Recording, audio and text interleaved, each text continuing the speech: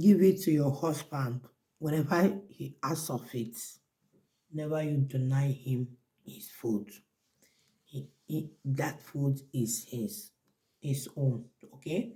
So always open it wide for him to enter, to eat it, because it's his own food. Don't deny him that food. Try to be a good woman, and God bless you. And He will love you for life. He will never cheat on you. And always pray for your husband. No matter what, pray for him. Your prayer will go a long way. It's only your prayer can deliver him.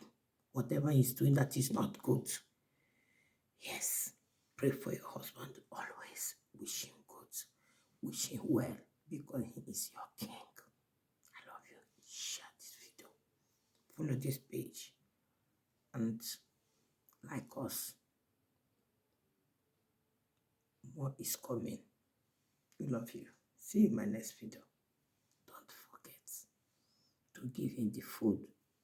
Don't share the food with others.